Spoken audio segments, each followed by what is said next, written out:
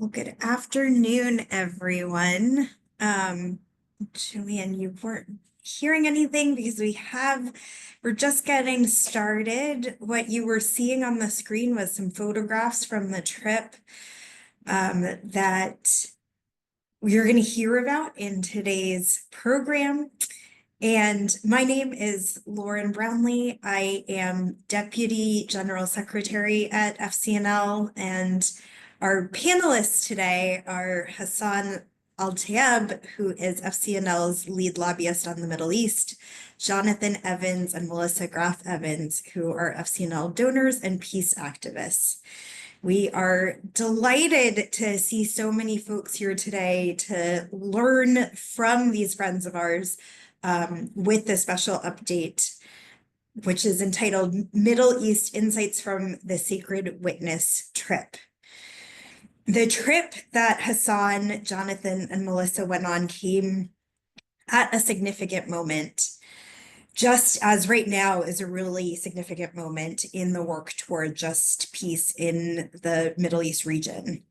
We are at a time when ceasefire has broken down and there hasn't been aid allowed into Gaza since March 2nd. So famine and disease are on the rise at the same time that there is increased violence coming from attacks from Israel. We know that members of Congress are nervous about taking a stand about any of this, and we are just a few days from having lost Pope Francis, who was a significant supporter of the people of Gaza, both in his public witness and in the private ways that he would support them, as we've recently learned through nightly calls.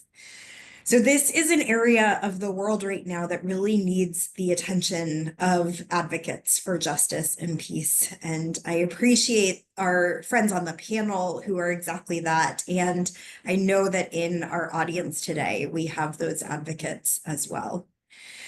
So I'm grateful to Hassan, Melissa, and Jonathan for engaging in a trip that was connected to work that FCNL has been doing for decades, and especially to recent work that FCNL has been doing in the region with the focus of aid, not arms in the Middle East. And that this trip was an opportunity to build on that work and to keep building on it.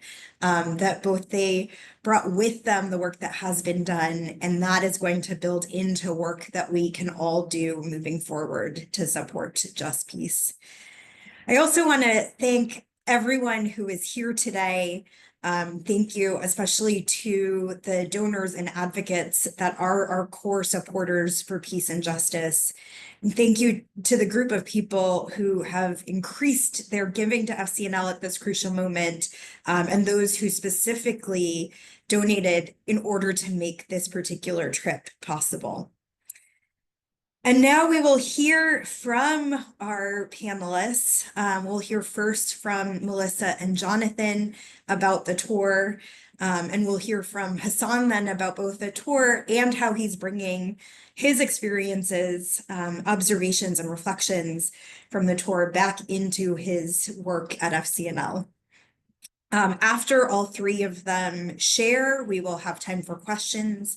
You may begin posting questions in the chat now, and we will be collecting those and we'll share them when we get to the Q&A time toward the end. And with that, I will turn things over to Melissa. And thank you, Melissa, for getting us started by talking a little bit more about what was this trip. Hope to give us some context. Thank you.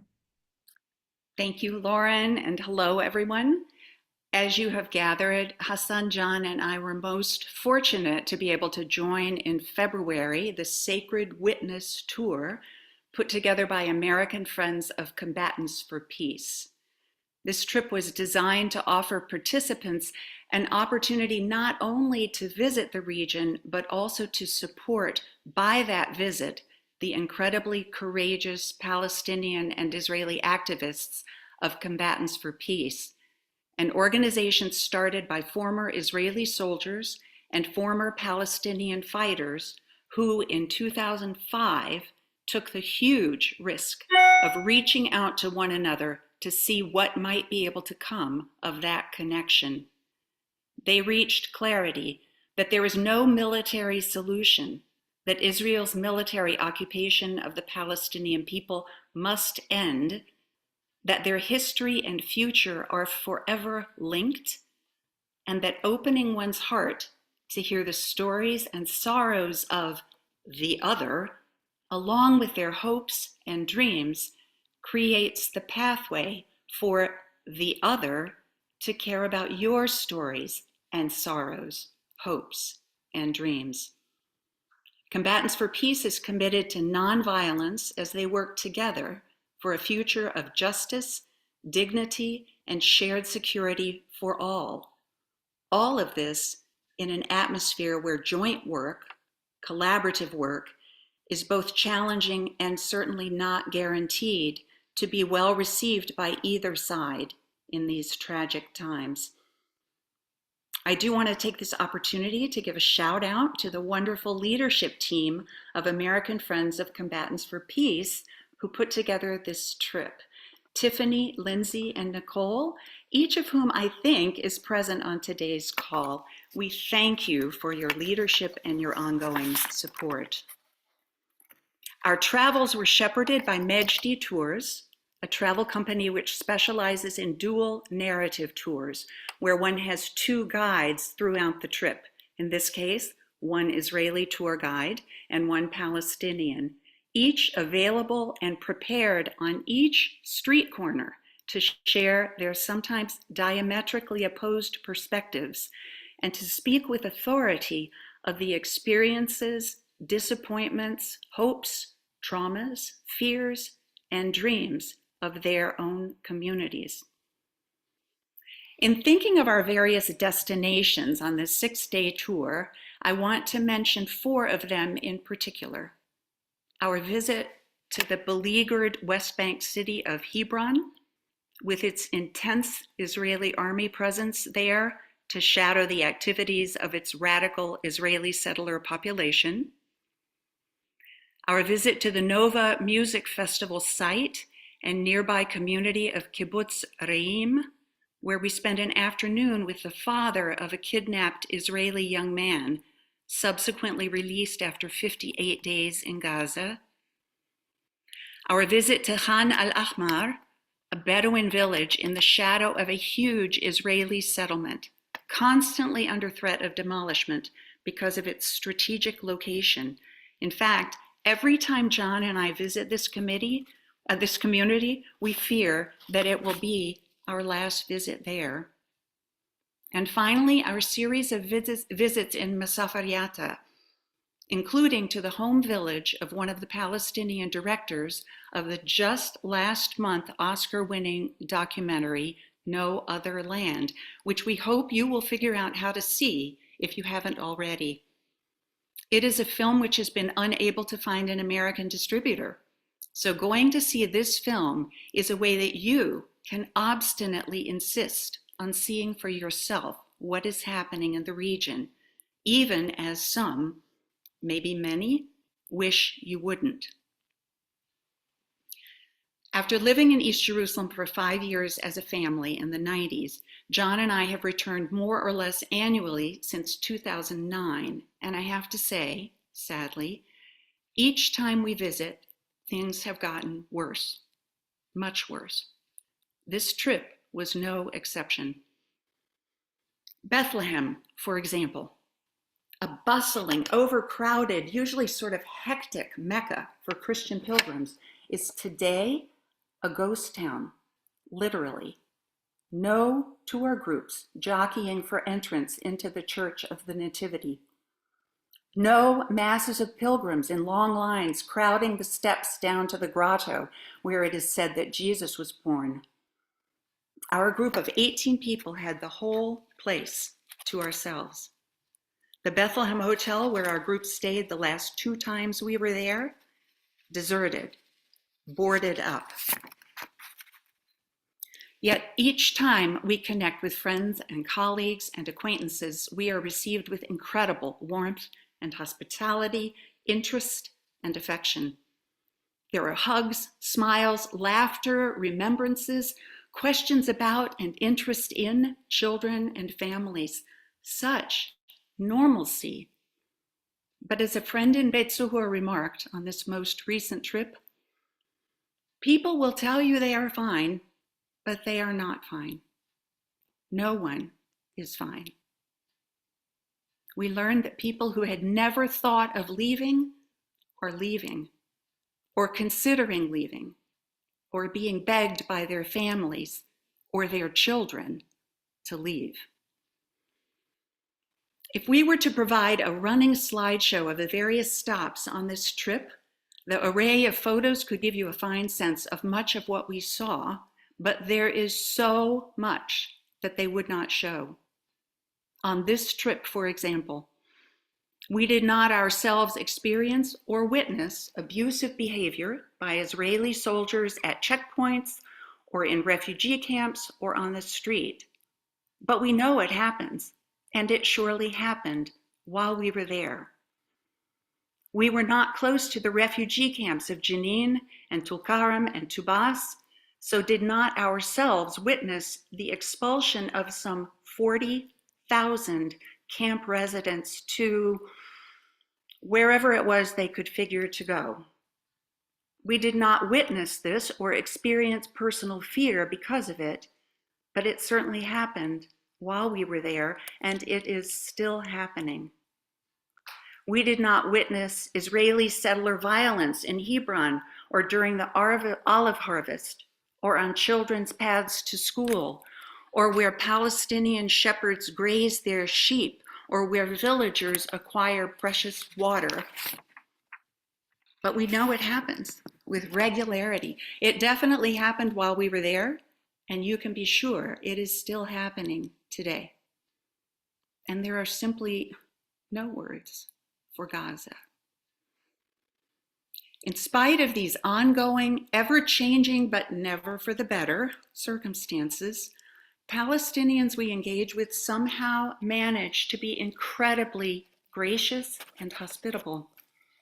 It is a powerful statement of resilience and of resistance, a refusal to lose agency over one's own humanity and capacity for connection and joy and beauty.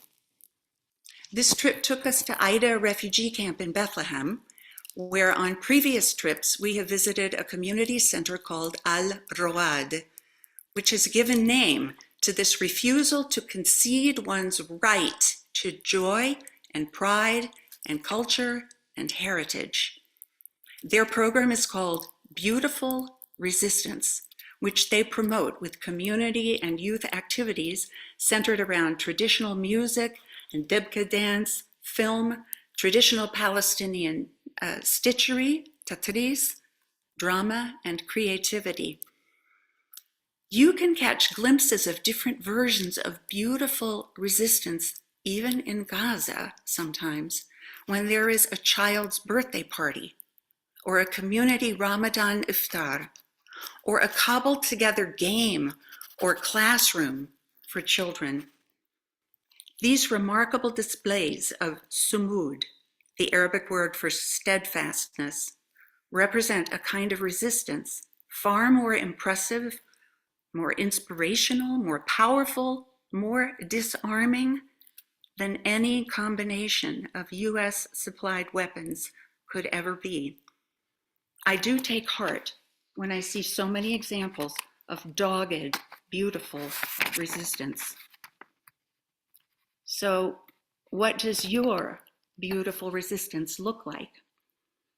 Let me suggest here 3 possibilities. 1, it might take the form of speaking over time with others whose viewpoints on this part of the world differ considerably from yours. I am always on the lookout for resources which might be just the ones to bring someone further along in the conversation. I currently have 2 favorites to recommend.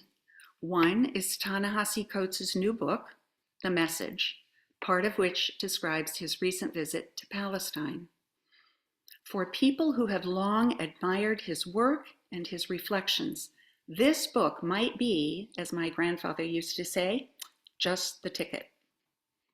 And the other is a film available for streaming online called Wrestling Jerusalem, a quite remarkable one-man show where the author and actor, Aaron Davidman, plays 17 different characters, male, female, Jewish, Muslim, Israeli, Palestinian, as he explores, quote, the intersection of politics, identity, and spiritual yearning. Each of these resources has brought someone I know into the conversation. We need to be talking more about this. 2. Be sure to tune in and invite others to join you for the upcoming online joint memorial service co-sponsored by Combatants for Peace and Parents Circle Families Forum. It's a big deal. The joint memorial service speaks to the personal losses of both Israelis and Palestinians, a powerful intentional affirmation of shared humanity, to mourn each other's losses, not just your own. This hour-long ceremony will be live streamed this coming Tuesday, April 29th at 1:30 p.m. Eastern Time, and will also be available for viewing after the fact. You can register for the live event at the website of American Friends of Combatants for Peace. And finally, number 3, if you are able, you need to figure out how to get yourself to the region. Multiple friends there urged us to encourage groups to come. So many local people, bus drivers, hotel and restaurant personnel, tour guides, souvenir merchants are desperately in need of our support, both financial and personal. There is really no substitute to meeting people in person, seeing with your own eyes what daily life is like, and bringing the personal stories of those whom you meet back to your own communities. Your turn, John.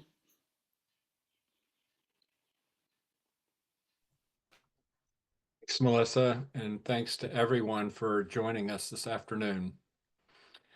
So before our departure from the U.S., I decided to make this trip a pilgrimage centered on Reverend Martin Luther King Jr.'s book, Strength to Love.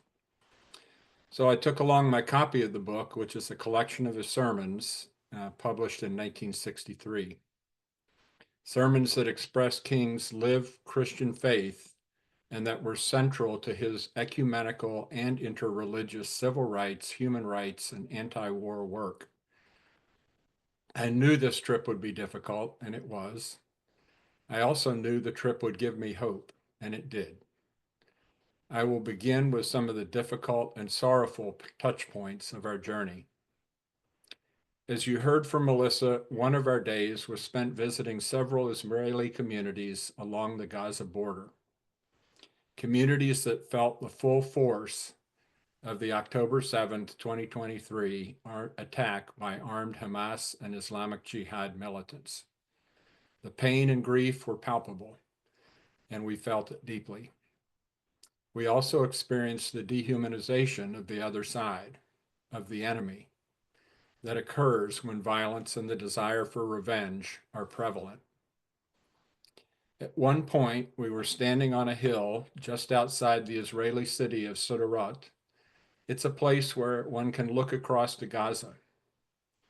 As Melissa said, there seem at times no words to describe Gaza, yet I'm compelled to try and find some words.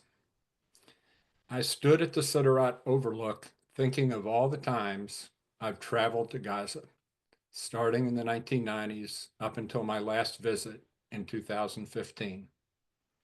It was a stark reminder that the violence didn't start in October 2023. I thought of the Oslo peace process and the construction of the barrier around Gaza that was initiated by the government of Israel, headed by then Prime Minister Yitzhak Rabin before he was assassinated in November 1995, and was done in response to violence that was happening from both sides.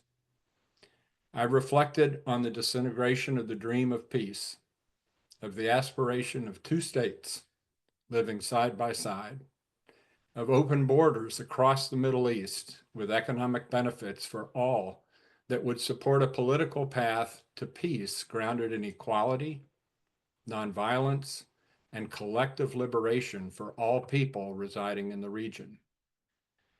I recalled the hope and the relative optimism of the 1990s when we were building for peace, a peace that was the result of diplomacy, not war. A peace grounded in a belief that the system of international law and international institutions that were established after World War II and the Holocaust to prevent another genocide and another world war would prevail. That day last February, amidst the Gaza ceasefire that was then in effect, I saw before me the destruction of the infrastructure that Palestinians, in partnership with the international community, had built with funding from the US government, with my taxpayer monies, with public and private support from around the globe. Infrastructure that has now been destroyed using weapons supplied by the US government. I pictured the mass graves of the more than 50,000 Gazans who have died, of the bodies of those who still lie under the rubble, of the displaced survivors of this latest horrific round of violence who are desperate for humanitarian aid to keep them alive, and who long for a diplomatic path that will fully incorporate their voices and their dreams for freedom, justice, and security. And I reflected on the ethnic cleansing that to me is clearly underway. I thought of the credible local and international organizations that have documented the current situation and named it apartheid and genocide. As I reflected, I became aware of another group just to the side of ours. As I listened to their guide, I sensed that they were having an experience that is rooted in a world paradigm that is different from mine. A paradigm that portrays all Gazans as enemies of the Jewish people, a paradigm that downplays or even dismisses the importance of international law and diplomacy, and that lifts up instead a US-Israel bond in which military strength is paramount to the security of Israel and the Jewish people. And I began to sense that at least some of the members of this group might be Christian Zionists whose worldview is grounded in the Old Testament biblical scripture and a belief that the return of the Messiah must be preceded by Armageddon and mass killing during which Jews will either be killed or will convert to Christianity. As we descended from the Outlook to our bus, I spotted another larger tour bus that was the transportation for that group. The sign on the front of the bus read, "Conservative Study Group Trip to Israel," sponsored by the Washington-based Conservative Partnership Institute, founded by former Congressman and Senator Jim DeMint. I've since learned that the Conservative Partnership Institute promotes an America First foreign policy, but that neither CPI nor its partners are Zionist organizations per se, at least to my knowledge. I was then, and I am now, curious to learn more about the purpose of their study tour, and above all, where they fit into the picture of building peace with justice. From the Gaza border, we returned to the West Bank, and the next day we traveled to Kiryat Arba, a long-established Israeli settlement next to the city of Hebron in the southern West Bank. There we visited the gravesite of Baruch Goldstein, an American-Israeli medical doctor who entered the Mosque of Abraham in Hebron in February 1994 and used automatic weapons to kill 29 Muslim worshippers and wounding 125 others during Ramadan early morning prayers. That massacre was only a few months after the Oslo Accords were signed in the ceremony on the White House lawn in September of 1993. It was Baruch Goldstein's statement to Palestinians, to fellow Jews, and the world that he would not accept the intention to trade land for peace. Baruch Goldstein was also killed that day.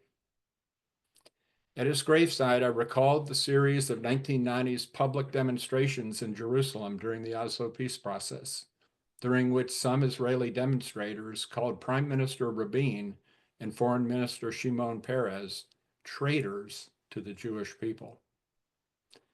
Current Prime Minister Benjamin Netanyahu was one of the political leaders of those demonstrations, which vehemently opposed any move to give up portions of the West Bank, called by them by their biblical names, Judea and Samaria. The public and private incitement at that time eventually led Yigal Amir, a young religious Jewish nationalist, to assassinate Prime Minister Rabin, a severe blow to a diplomatic path forward. While on our sacred witness tour and after it, we also visited other parts of the West Bank where we witnessed the addition of new Israeli settlement outposts and the expansion of existing settlements. There was a ceasefire in Gaza, but the Israeli army had turned to destroying refugee camps in the northern West Bank, as Melissa referred to, forcing some 40,000 refugees from their homes and leaving them in a very precarious future.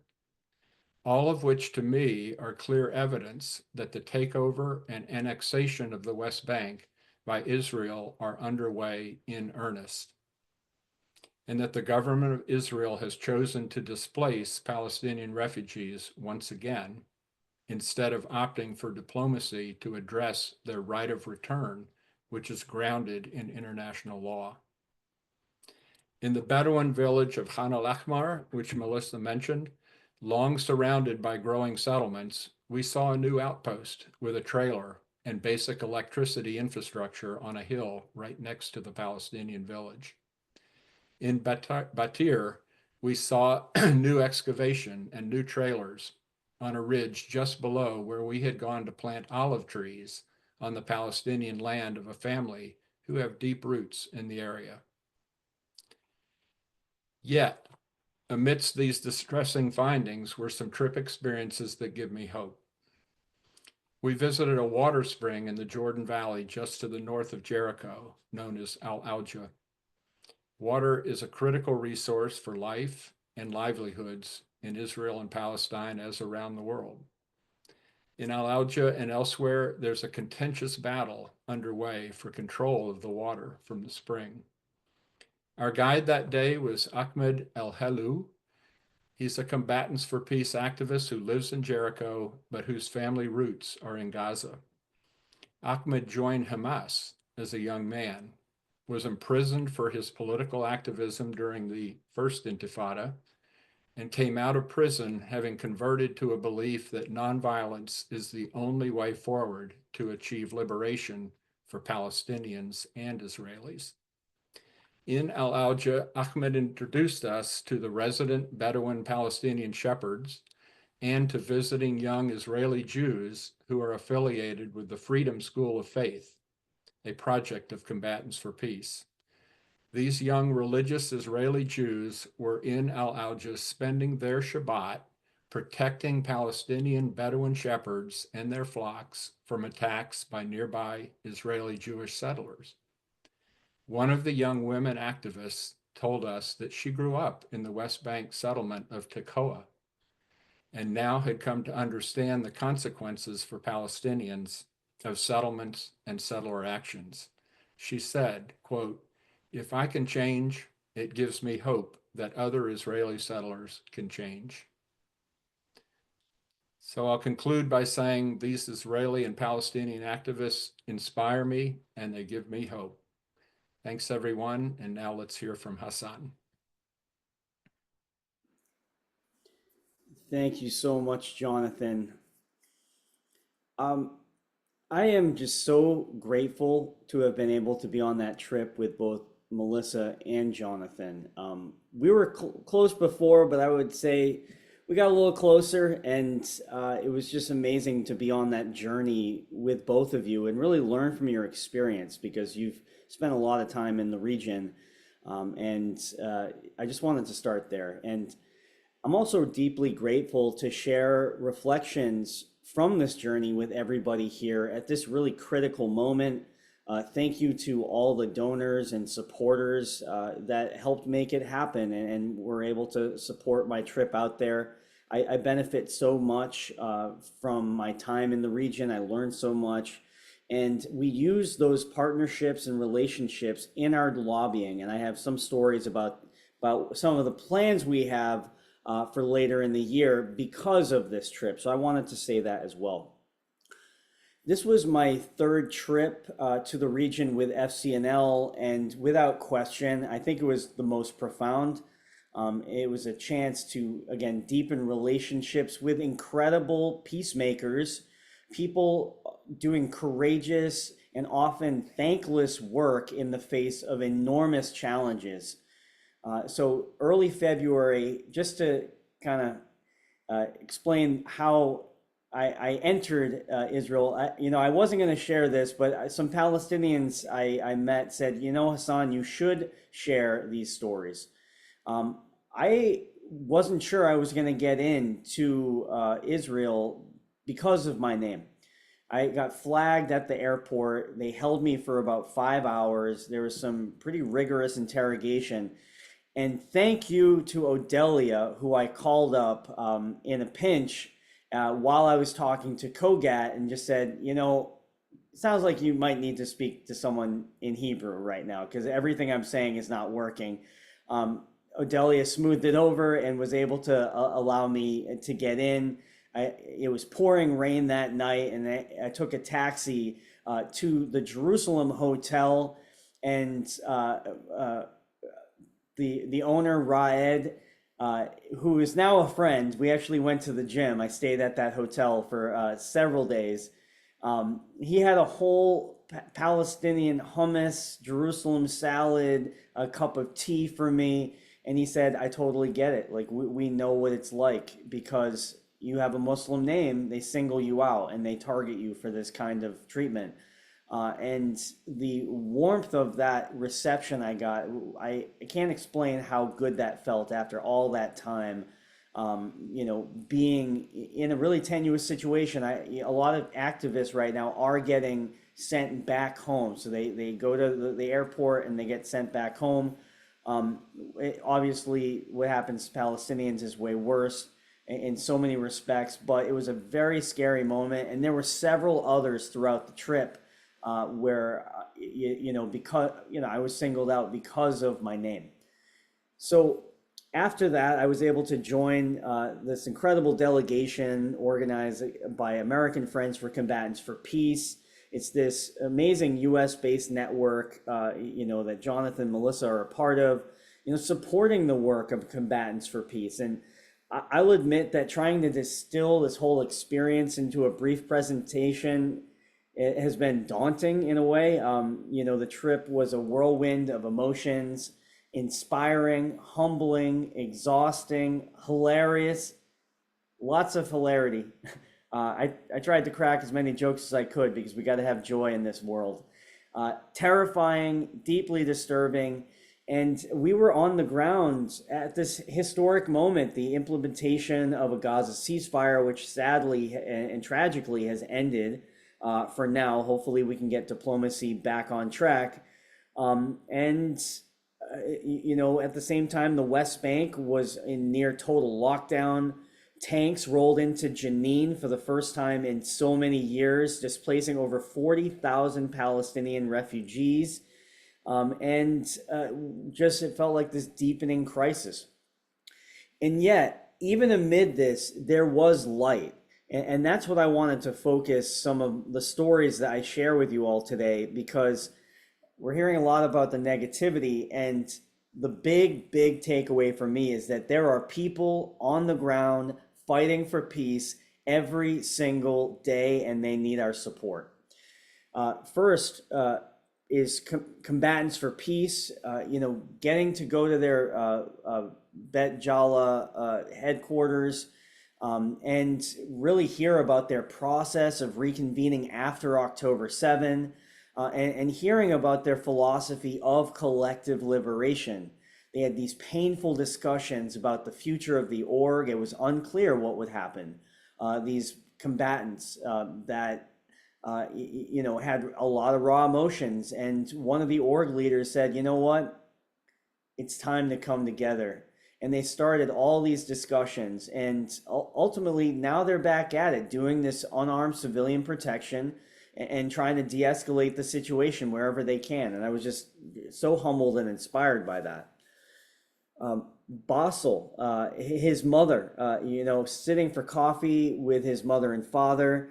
Again, Basel, I had met Basel in 2024. I went to that same house with Breaking the Silence, but this time he was, I guess, on tour, shaking hands because he's about to win an Oscar. It's a tough life being a famous filmmaker, but we got to sit with his mother, and she told us about how she shook down Yasser Arafat for several million shekels. I think that's right, Jonathan, Melissa, to basically build a massive school in Masafer Yatta. And we were standing in the shadow of that school as she was beaming, and her eyes shone with pride as she talked about Basel and this collective behind the film, which documents the destruction of Masafer Yatta, and really this improbable friendship between Basel and Yuval. And it just felt like, okay, we don't know how this is going to go because Masafer Yatta is an Area C. They have limited ability to be able to control their future and their destiny, and they needed to get a permit from the Israelis. They were like, well, we don't have the permit yet, so let's just start off with the money. So they got the money. Said, well, we don't have a permit yet, but let's just keep working at it. So they began building part of the school at night while no one was awake, and classroom by classroom over years and years. Now it's a massive school and serving the children of Masafer Yatta, not just the folks in that general area, but the Bedouin communities surrounding that area. And it's a testament to just her will to make a better future for her community. And you just cannot be like, we were all kind of like a little weepy after that. It was incredible. And again, peace builders are on the ground doing this stuff every single day. Meeting with Ramsey, the man at the kibbutzim that Hamas attacked on October 7, that was just profound, to chat with him. It gave me, maybe a deeper sense. I mean, we already have empathy. I work with Israelis all the time, but to be on the land that Hamas invaded and to hear the stories firsthand of, the trauma that they experienced. We went into the room that they took shelter in. We met Ramsey's son, who was captured by Hamas for 55 days. Was eventually let out in November, and just that sense of dread, like what's going to happen? We don't know what's going to happen, and really to know that for a lot of Israelis, that day they're stuck in this loop where it's for a lot of people we chatted with, it felt like that pain and trauma. It felt like October 8th, like they're still stuck in that kind of reality.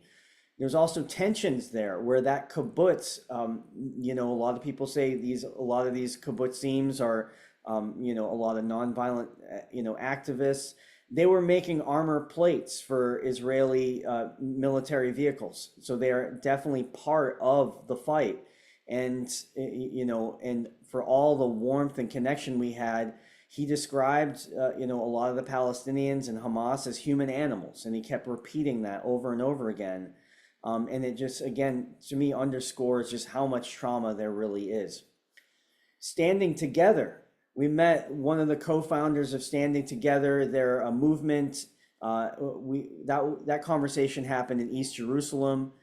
We heard about their stories of doing a 24/7 protective presence to help allow aid into Gaza and prevent this really horrific and despicable settler obstruction of humanitarian aid to Palestinians that are literally dying of famine.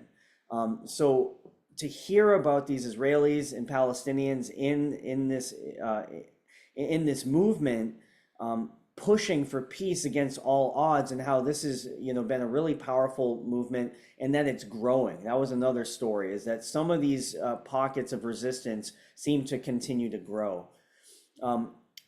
We met Amira Musalim.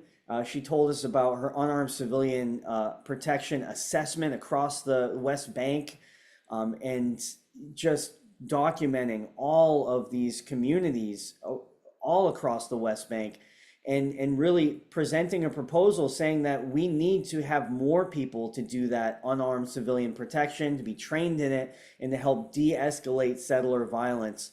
When she was done with that assessment right before October 7, 2023, she got a call that the settlers were actually going to her house and threatening to attack her family. And with unarmed civilian protection, they were able to de-escalate the situation, get her son to safety. Unfortunately, the Israeli settlers ruled that they would take the home. And so she no longer has that house, but everyone was safe because of unarmed civilian protection. Just a few more, and then I can go into some, mega takeaways so we can get into our Q&A here. So in the Ramallah Friends School, I met with, obviously Rania is incredible. They're doing the Lord's work. They're doing a hero's effort right now, trying to keep that institution afloat and keep everybody moving forward with education and those values. I met with several 8th grade classes while I was there. And I start every one of these like just the same, 2022, 2024, 2025. I always say, what do you want me to tell these policymakers back in Washington, D.C.? And they had a lot of questions for me. They had more questions from me about Washington, D.C. than they'd ever asked before. Normally, they really talk about, what's going on in the West Bank. This time, they wanted to know, why do you want to buy Canada? What's up with that? So that was on the minds of many of the children. I'll be honest, I didn't have a lot of great answers for them. But putting that aside, they talked about the mental health struggles that a lot of the students and faculties are dealing with right now. This one girl, Sarah, who, if you saw the video I made of some of the Palestinian students at the Ramallah Friends School last year, she didn't remember me at first, but she was the one that said, what's my hope and dream for the future is that I want to represent Palestine in the horseback riding Olympics. And so what she told me this time is that even if the ethnic cleansing in Gaza feels far away, it affects us deeply. It impacts our mental health. Our schools close because of Israeli settlers, and that interrupts our education. Checkpoints prevent us from seeing our family. And I want Trump to know that it's not fair that he can see his grandchildren whenever he wants, and that we can't see our family. And I want her to be able to see her family and all Palestinians in the West Bank and Gaza, and really Palestinians around, all these refugees and in Syria, Jordan, Lebanon, and across the diaspora. So these aren't just political dynamics. These are the daily lives of children. A few key takeaways, and I'll end there. So I left with a renewed sense of relationship with so many of these different activists and groups who I've been working with for years. Folks like Guy Shaw, Breaking the Silence, Combatants for Peace, Al-Haq, Nonviolence International. And I even met with Marwan Barghouti's son, Arab, and we are hoping he can come to the United States and tell people about the situation of Marwan Barghouti, the Palestinian people's preferred president, who's a Fatah two-stater who wants nonviolence, and to talk about that and to talk about the broader issue of the prisoner issue. So that gave me real hope to be in solidarity. The other takeaway is the urgency of supporting the Ramallah Friends School. I saw a question in the chat. Yes, they are taking volunteers, and they would love to work with you if you can make it. Their donations matter too. If you can support them financially, they really need it. And in this moment of great uncertainty, we have to support pillars of stability and hope like the Ramallah Friends School. Third is, for many Palestinians, our international advocacy is one of the few things that offer hope. And just by explaining the work we were doing and expanding the group on Capitol Hill that can, that want to condition weapons sales, one of the Palestinians we met in a Bedouin village said, you know, that actually gives me hope. I didn't know that. I didn't know that there was this movement on the Hill. Shrinking space. Israel peace activists are under growing pressure right now. So it's not just for Palestinians. Israelis are now under attack as well. And we can identify with the threats to our students like Mahmoud Khalil, Mohsen, Ramesa, and so many other student activists and NGOs like FCNL. So it's a time for solidarity, for sure. And we are all experiencing the phenomenon of shrinking space. And again, last but not least, is people are fighting for peace every single day, and they need us, and we need them, right? I don't bring a lot of easy answers here.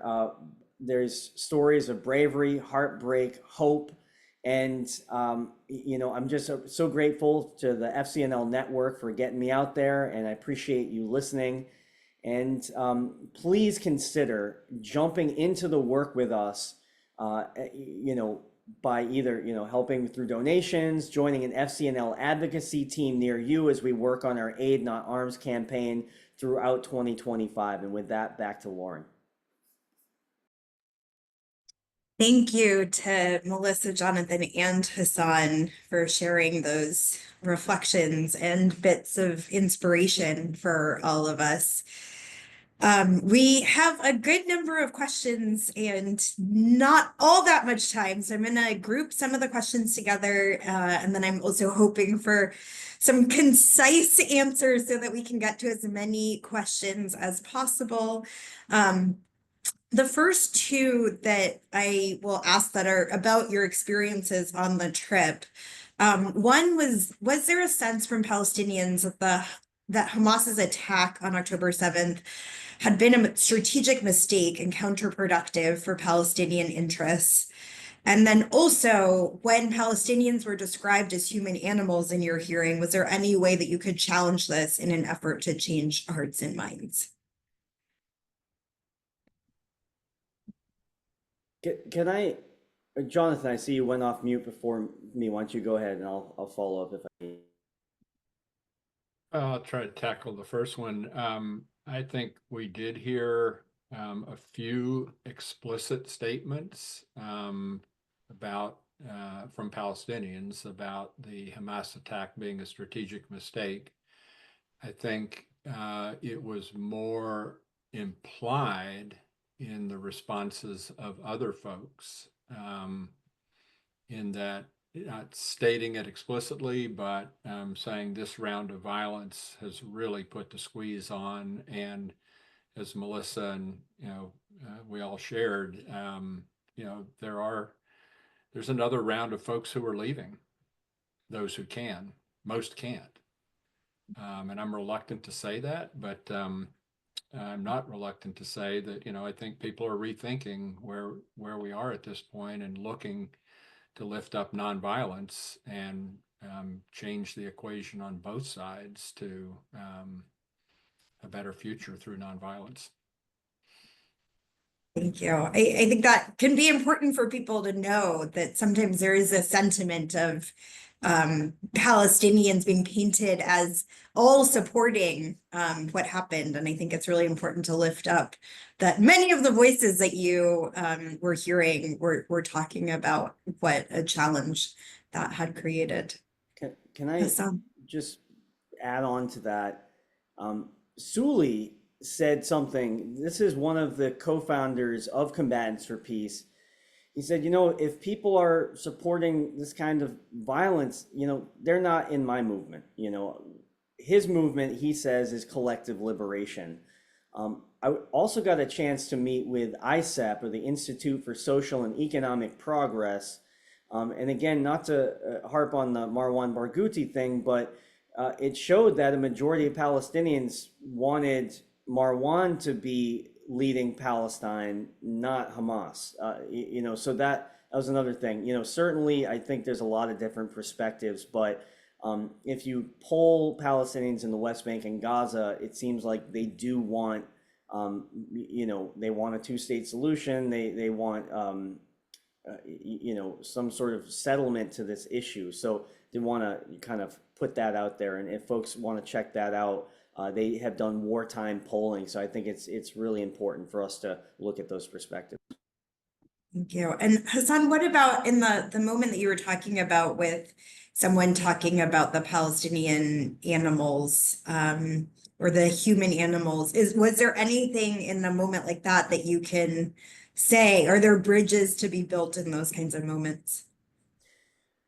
You know, at that moment with Ramsey, I didn't go there to change his mind. You know, we went there to be witnesses, because the pain is real, the trauma is real, and you know, I think any relationship starts with listening, and we were there to listen. And I hope we chat again. And then, you know, I wasn't going to challenge him right there, you know, as we're touring around that kibbutz, but I do expect that we'll see each other again. You know, the door was definitely left open, and, you know, I would follow up in a future conversation with him about that, but not at that moment. We just kind of wanted to hear his story. Thank you. And Hassan, the next couple questions, I think are going to be largely for you, about FCNL's work, in this region more broadly. So is FCNL working directly with Hamas or Israel in an effort to achieve a truce? And what does the future work look like? Does FCNL have a proposal for long-term regional solution? We just heard you mention a two-state solution, and if you have any thoughts about J Street's 23-state solution. Yeah, I mean, we're not in direct contact with Hamas. We are not in direct contact right now with the Israeli government. Well, I shouldn't say that, because on this trip, I did chat with a few Knesset members. I will say that. Not, you know, Netanyahu, but definitely people in the Knesset that are sympathetic to peace. Chatted with the U.S. Embassy, and did chat with some other political leaders on the Palestinian side in the West Bank and some of these different political parties. You know, FCNL has long supported a two-state solution. It gets harder and harder to see that being a possibility with the status quo. There are different ideas that I think could potentially be workable. Things like confederation, where no one has to leave, that they can have different, you know, arrangements and governance. But bottom line, that's for a future conversation. Right now, there's real trauma, suffering in Gaza and the West Bank. And I personally support us ending our complicity, first and foremost, trying to make sure that our bombs are not blowing up Palestinian children. Or any innocent people, and making sure that we're supporting the humanitarian relief as a baseline. And once, you know, hopefully once we stabilize the situation, get this permanent ceasefire, then we can move on to healing, reconciliation, and trying to get to a place where there's self-determination and equality for everybody. I don't think it's for the Quakers or you know, the United States to dictate terms for Israelis and Palestinians. That's just my personal take. But we can move out of the way and help peace, you know, continue and support these efforts. Thank you. And I think it's important to note too that FCNL's specific mission is around policy change. So through both the administration and through Congress, and that we're in coalition with organizations that are thinking bigger picture about the on the ground peace work, and that we do think it's really important to be listening to people on the ground, but that our work is not providing the solutions, but our work is listening and then helping to influence policy to support those kinds of solutions as well. So I appreciate your naming or starting here and then continuing to build. So some other questions just about some organizations that people want to lift up. So the New Humanitarian, the Green Olive Collective, you already spoke to Ramallah Friends School. So just naming that all of those are some of the organizations that people in the chat have been lifting up that are partners in some of this work. And then I think the final question that we'll have time for is if you could share anything else about any of the pictures that were at the beginning, and we can use this too, panelists, if each of you wants to just take a final word to share any final reflections, and maybe use one of the pictures if there's one that speaks to your final reflection as part of that closing. I'll give that a try. I want to focus on the photo of the Dome of the Rock. And I also want to lift up the image of the other holy sites, the Western Wall and the Church of the Nativity and the Church of the Holy Sepulchre. And there would be others, but I want to offer this as you think of those images. I want to lift up the voices of a group called A Jerusalem Voice for Justice. This is excerpts from a pre-Easter message that I received a few weeks ago. This is lay people and retired clergy, one of whom is Emeritus Latin Patriarch of Jerusalem, Michel Sabat, with whom I had the privilege of working when I served as country representative for Catholic Relief Services in the 1990s. And in these excerpts, I think you'll hear echoes of Reverend King's Strength to Love and themes that are meaningful to supporters of both Combatants for Peace, FCNL, and other like-minded organizations. And I quote, "We are living in a time of deep crisis. We are writing to you today because we believe that our faith is meant to shine out in times like these. We fear that the annexation of Palestinian territories by Israel may be imminent, increasing use of the names Judea and Samaria instead of the occupied West Bank, exploiting biblical terminology to confuse present political realities, manifests a desire to wipe Palestine and the Palestinians off the map, claiming we do not exist. Now is the time to insist that Palestinians have the right to live in their homeland and to join with those calling all over the world for equality, justice, and peace for Palestinians and Israelis alike. And to those Jews and Christians who have been led to believe that God wants Israel to annex our homeland, we want to state clearly that you have been misguided.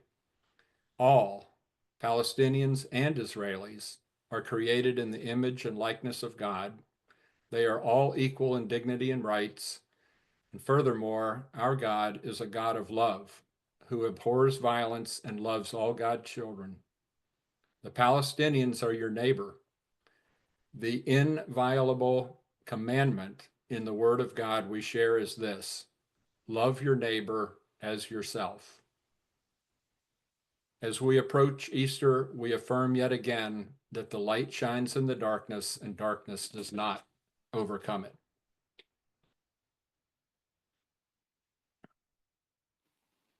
And I would maybe refer to some of those olive tree planting scenes and the value and beauty of land. So in the ongoing spirit of beautiful resistance, here are some reflections on gardening from Benjamin Vogt's book called A New Garden Ethic: Cultivating Defiant Compassion for an Uncertain Future. And I quote, "I don't want to feel better in the garden. I don't want to be healed. I need my pain. I need my anger. They let me know the depth of my feeling and the power of all life struggling for justice and equality. If I deny the full feeling of my being, I deny the full power of my ability to comprehend and live in a thriving world. Our legacy won't be how pretty our gardens looked. Our legacy will be how our gardens and other managed spaces woke us to a revolution of belonging in this world, a renaissance of ethical thinking that helped us evolve into our fullest potential as stewards of life and gardeners of our own hearts. This is why gardens matter so much. Thank you. Hassan, any final word from you? If you could please go to the slide of the oud player.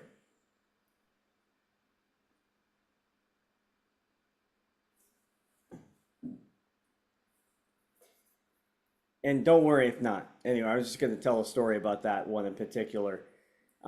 We got a belly dancing class, and right after this incredible meal of magluba, and my God, the Palestinian people know how to cook an incredible magluba.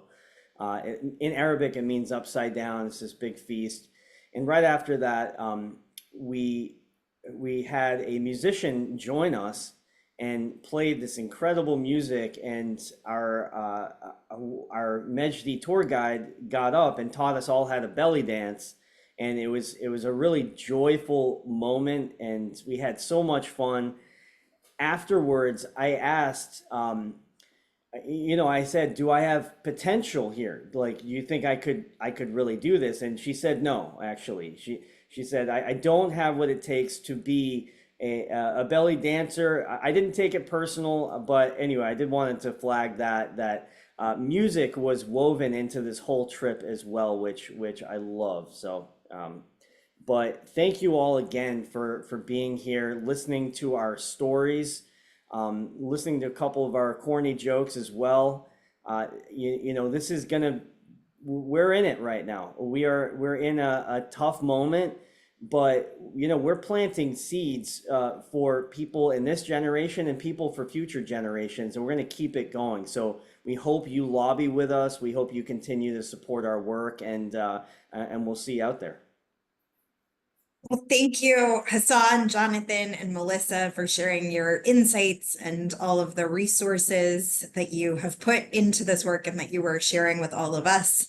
I want to acknowledge and thank all of you who have stepped up to support this work financially and with your advocacy. And hopefully in today's presentation, you have found some inspiration for ways that you can take some next steps for just peace in Palestine and Israel, because it will take all of our persistent advocacy. Thank you for being a part of this journey towards just peace, and thank you for your continued support. Good night, everyone. Thank you for being here.